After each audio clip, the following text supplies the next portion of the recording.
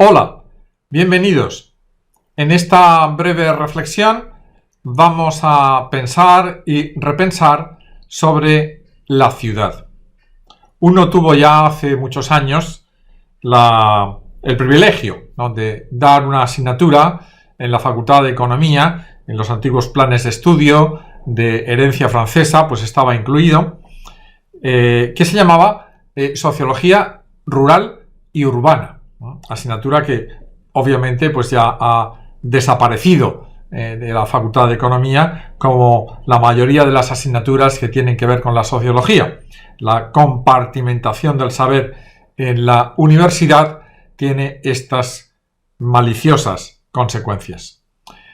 Pero la ciudad es algo que pertenece a la economía, es algo que pertenece a la antropología, a la sociología. Es un objeto de estudio pluridisciplinar.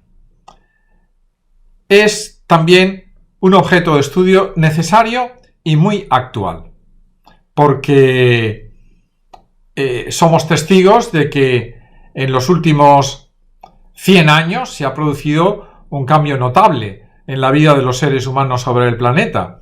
Y es que hemos pasado de un 9% de población urbana a un 50% de población urbana. La mayoría de los humanos ahora mismo, podemos decir, en el planeta, viven en ciudades. Y ello podría ser algo que no tuviese nada que ver con el futuro de la vida en los próximos años. Pero ahora mismo, y he de decir que desgraciadamente, tiene muchísimo que ver. Muchísimo que ver porque las ciudades hoy en día se han vuelto peligrosas. Y no me refiero a la seguridad. Me refiero fundamentalmente al medio ambiente. Las ciudades se han convertido en agentes contaminadores por excelencia, al punto que muchas de las personas que viven en la ciudad se repiensan como ciudadanos. Y muchos políticos, afortunadamente, también. De ahí que se hable ahora de la necesidad de la reruralización, de dispersarnos. Estamos demasiado concentrados, estamos mal repartidos en el planeta, y de eso nos estamos dando cuenta ahora. También es un problema de tipo conceptual, porque la vida en la ciudad nos ha convertido en habitantes de entornos artificiales. La diferencia entre lo rural y lo urbano, entre el campo y la ciudad, ahora mismo se calibra mucho en torno al eje natural-artificial. Y se ve la ciudad como un entorno artificioso en el que el ser humano ha de sentirse forzosamente incómodo. Si pensamos, examinamos qué es lo que ha pasado en estos últimos 100 años, el gran proceso urbanizador, nos encontramos con una variedad de tránsitos, de lo rural a lo urbano. No podemos hablar de proceso de urbanización, sino de procesos de urbanización, porque son muy diversos. En este sentido, no podemos decir que la urbanización sea consecuencia de la modernización. Se dan al mismo tiempo, pero no vemos que haya una relación de causa-efecto entre ellos. Tampoco pensamos que haya una relación de causa-efecto entre urbanización e industrialización. Hay grandes pensadores que han dedicado tiempo e investigaciones al estudio de la ciudad. Y en el campo de la sociología algunos muy señeros. Podemos pensar, a mí me gusta particularmente Simmel. Simmel, cuando distingue entre comunidad y asociación, ve que lo que marca esa distinción es el proceso urbanizador. Antes de la megaurbe, quizá la comunidad estaba más presente en las relaciones humanas. Después ha sido sustituida por la asociación. Ese paso de comunidad a asociación es un paso que apunta conceptualmente al individualismo. Una de las consecuencias del gran proceso urbanizador que los seres humanos hemos tenido en los últimos 100 años es precisamente la lacra del individualismo. La ciudad es un espacio producido. Dicen los que han estudiado el tema que ese espacio producido es un espacio dependiente de un sistema económico. Un servidor piensa que no. Ha habido una relación muy importante entre la economía y el proceso urbanizador, pero esa relación también se ha dado entre el desarrollo tecnológico y el proceso urbanizador, entre la salud, entre los nuevos medicamentos, entre las nuevas formas de combatir enfermedades y el proceso urbanizador. También se ha dado en la relación entre urbe y ocio y también, sobre todo, muy importante, la relación en algunos países entre el sistema educativo y el proceso urbanizador. Hemos hablado de grandes pensadores que se han dedicado a este tema y hemos mencionado solamente uno, Simmel, pero hay más. Y quien esté al tanto, quien se haya preocupado de la vida en la ciudad, de cómo ha cambiado, de cómo ha evolucionado, de cuál es su impacto en la antropología humana, pues estará al tanto, por ejemplo, de la obra de Richard Sennett, la trilogía del Homo Faber.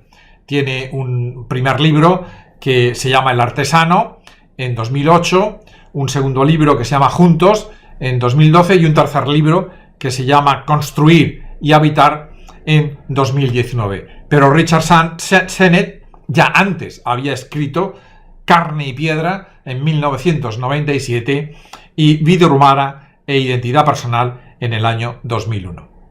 Aparte de Richard Sennett, hay que mencionar forzosamente a un autor que a un servidor le gusta mucho, pero que parece que esté un poco olvidado en las referencias y en la bibliografía moderna, que es Lewis Mumford. Él escribe en el año 1945 La cultura de las ciudades. Y por supuesto tenemos que mencionar, como no, a la Escuela de Chicago. Hay varias escuelas de Chicago. La Escuela de Chicago sociológica, a mi juicio la más importante, no tiene nada que ver con la Escuela de Chicago económica ni con la Escuela de Chicago arquitectónica. La Escuela de Chicago sociológica se centra, tiene su razón de ser en el estudio precisamente de la ciudad. Uno ha tenido el privilegio de pasar una estancia de investigación allí. Y ahí mencionamos a dos autores, maestro y discípulo. Robert Park, que escribe el libro La ciudad en el año 1925, y su discípulo Amos Hawley, que escribe Ecología humana en el año 1950. Estos términos, ecología humana y el de ecología social, son dos términos que nacen en la Escuela de Chicago y que ahora se usan en sociología en general, pero particularmente cuando se estudia el desarrollo de las ciudades. La ciudad tiene algo que ver, es una pregunta que podemos hacernos, ¿tiene algo que ver con el fin de la modernidad? La explosión urbana, el abandono de la tierra, algo tiene que ver. No creo que haya una relación de causa y efecto. Pero donde sí quiero que apuntemos, centremos nuestra reflexión ahora, es en el hecho de que hemos pasado del derribo de las murallas a la invasión de la naturaleza. La ciudad, podemos decir, ha vencido al campo, pero ha vencido al campo pagando todos nosotros un gran precio. Todavía en el imaginario nuestro perviven esas dicotomías, ¿no?, antiguas, ¿no?, y que tienen que ver con el nacimiento de la modernidad, entre ciudadano y villano, entre lo doméstico y lo salvaje, entre el culto y el burdo. El ciudadano, así es como se dirigían entre sí los prebostes de la Revolución Francesa. El ciudadano era la persona que valía la pena, ¿no? Ahora nosotros, en los países en los que hay documento nacional de identidad, se pone lugar de nacimiento, ¿no? Y ese lugar de nacimiento, pues de alguna manera, cuando uno ve el DNI, pues dice, pues este viene de la ciudad, o este viene de un pueblo, o este viene del campo. Debe ser un poco, en fin, rudo. Y el de la ciudad, pues quizás es una persona más cultivada, ¿no? Un error pensar así, pero mucha gente piensa así. Los imaginarios culturales, pues todavía mantienen expresiones como ciudadanía, ¿no? Como si ser de una ciudad imprimiese un carácter que diferenciase, marcase una distinción, un estatus social entre la gente, ¿no? La ciudad, yo creo, y ese es el punto focal de la reflexión que quiero hacer, la ciudad, yo creo que debemos de verla ahora como un ente agresor. La ciudad es el sujeto contaminante más elevado de entre los que conforman agrupaciones humanas. La ciudad produce basuras, produce contaminación, produce en definitiva una externalidad que no es asumida por ella misma. Y es ello un punto de reflexión capital a la hora de pensar un futuro viable. La ciudad como agresora, los ciudadanos como víctimas de la ciudad en la que viven, pero también los ciudadanos en sentido amplio, todo el mundo. La hipoteca que las grandes ciudades ponen sobre el futuro de los países en los que esas grandes ciudades se ubican es grande. ¿Cómo podemos hacer para solucionar estos problemas?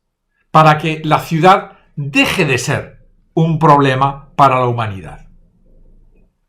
Pues hemos de repensarla. Hemos de repensar la ciudad y hemos de políticamente actuar para que las ciudades dejen de ser un concepto agresor. Y hay dos puntos que me atrevería a sugerir. El primero de ellos es que las ciudades deben de asumir su externalidad, como cualquier sujeto. Las ciudades deben de asumir sus desechos, sus basuras y el coste de contaminación. Y ello, a mi juicio, debe de hacerse económicamente. No estoy aquí abogando por un impuesto extra a aquellos que vivan en la ciudad, pero mediante incentivos indirectos sí que se podría hacer que esas externalidades que ahora no se asumen, se asuman. Y el otro punto, la otra línea de acción que uno piensa que sería interesante estudiar es que las ciudades deberían de asumir su coste demográfico políticamente. Ya se hace en algunos países, en los cuales el voto en el campo vale más que el voto en la ciudad. Esto es fácilmente, se puede organizar de manera sencilla en aquellos sistemas políticos que tienen unos escaños unipersonales. Cada territorio tiene su representante, su único representante en el Parlamento Nacional. Hemos hablado antes de reruralización. ¿Cómo podemos implementar la reruralización? Pues mediante dinámicas de reversión en las grandes ciudades. Esto hay que tenerlo claro, ¿eh? No se puede pensar una ciudad de cara al futuro con crecimiento. Y no me refiero a crecimiento económico, sino a crecimiento demográfico. Tenemos que repartirnos mejor y tomar las medidas indirectas necesarias para que vivir en pueblos, vivir en ciudades pequeñas, vuelva a ser atractivo y pase a ser también en algunos contextos necesario. Además de esas dinámicas de reversión en grandes urbes, ese proyecto de decrecimiento en algunas ciudades de tamaño desorbitado, se tiene que articular una red de pequeñas ciudades, una revitalización de la vida en el medio rural y en el campo que haga eso posible. Es un encargo, es una misión que debería de ocupar a la mayoría de los gobiernos del mundo y que ahora no ocupa. Esta reflexión sobre la ciudad quiero terminarla haciendo mención de un gran pensador, un autor ahora olvidado, pero que tiene mucha importancia para el tema que estamos tratando, que es Schumacher, Erich Fritz Schumacher. Escribió, todos lo recordamos, ese gran libro, Small is Beautiful, en el año 1973, pero fundó en el año 1969 el Grupo de Desarrollo de la Tecnología Intermedia, que ahora se llama, desde el año 2005, Practical Action, y que tiene como una de sus misiones hacer una vida ciudadana más sana. Pues bien, el concepto schumacheriano aplicado a la economía era hacer una economía como si la gente importase. Pues bien, se trata de hacer unas ciudades, repensar las ciudades como si la gente que vive en ellas importase. Una de las lacras que ahora observamos entre la gente joven es la incapacidad para distinguir la artificiosidad de la naturaleza y de la realidad. Esa confusión de realidades entre lo virtual, lo artificial y ese alejamiento progresivo en el imaginario juvenil de lo natural. Bien, eso hemos de conseguir cambiarlo. Hacer una vida ciudadana más humana, que sea más realizante, que sea más natural. Y hay un reto para los pensadores, para la sociología, para los políticos, un reto también para todos nosotros, porque quizá seamos nosotros los que votemos con nuestros pies a la hora de revitalizar la vida en el campo. Irnos de la ciudad ahora es más posible que antes gracias a las nuevas tecnologías.